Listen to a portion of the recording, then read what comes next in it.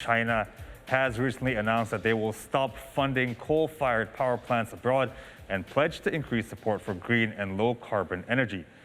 Now, that statement from China's President Xi Jinping came hours after U.S. President Joe Biden announced a plan to double financial aid to poorer nations to $11.4 billion by 2024, so those countries could switch to cleaner energy and cope with global warming's worsening impacts. Now, depending on when China's new coal policy goes into effect, this could shutter 47 planned power plants in as many as 20 developing countries.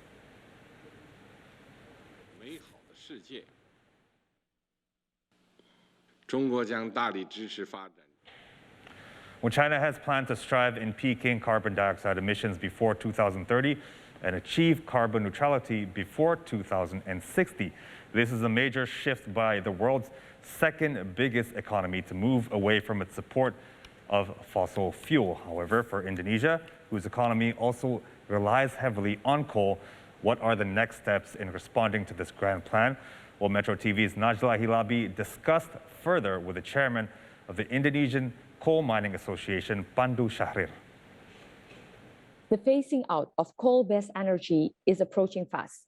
The main investor countries in that field, such as China, Japan, Korea, one by one are planning to stop their funding into coal projects in order to develop green and low-carbon energy.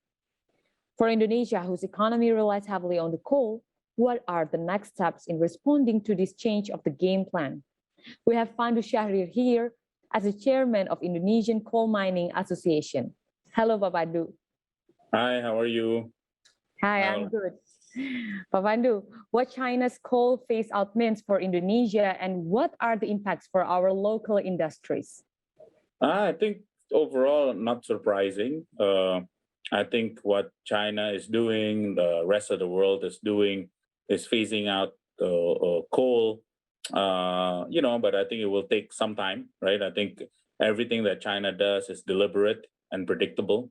So I think for our industry, to be honest, it's good for us to also push, given that our country's push also to become net zero carbon neutral by 2060. I think all of this are positive in a way for us to reallocate capital into activities that are more carbon neutral.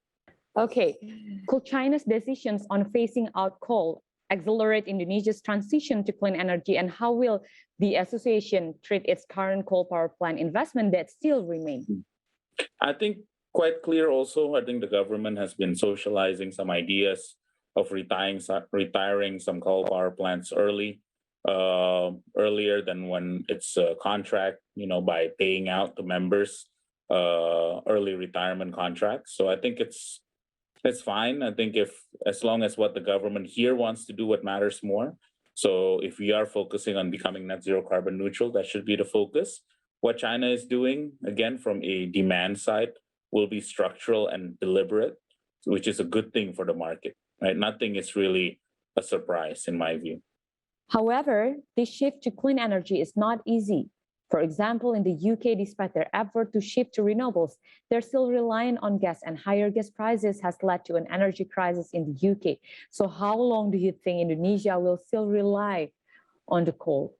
Maybe you say it takes a decade and etc. But actually, do you think we will have the same problem as UK as well?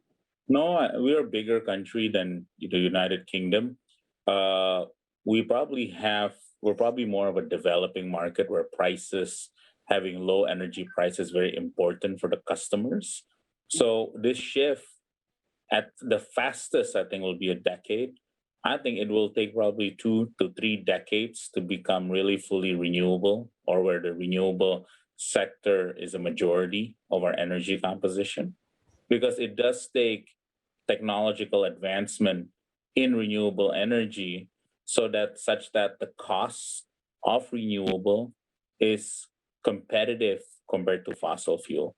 What fossil fuel has today is a very competitive cash cost, right? Overall cost to its consumer. So for developing nations like ours, where our GDP per capita is probably lower than where UK is, and I don't think UK is a good example, but one example is UK.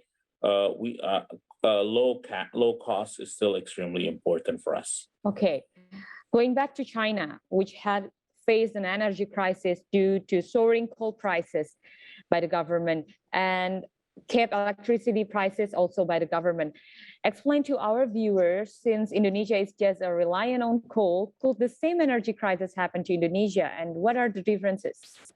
Yeah, there could be. I think we need to have further investment in both transmission and distribution. I think overall energy sector in our power plant relies on one generation, transmission and distribution.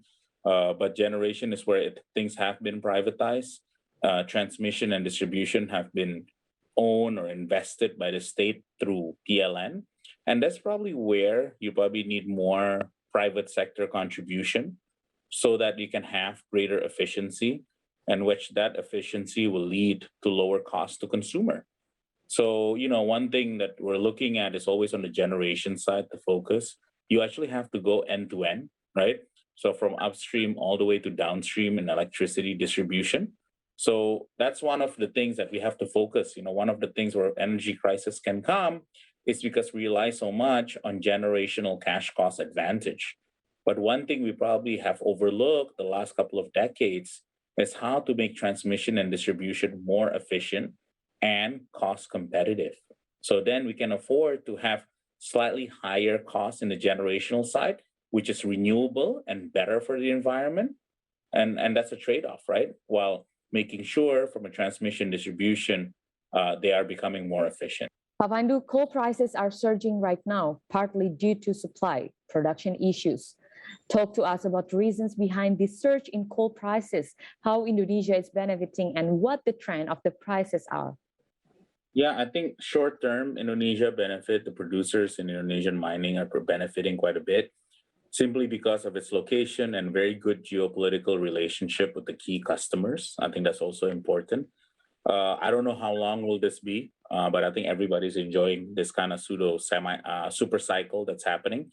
But again, I think the challenge and the opportunity for all of us is how to reallocate capital moving forward into something that is more towards ESG, towards green economy, and towards this new world of where environment matters, negative externality matters. You got to solve it. So I think that's where the future will be the next 2 decades.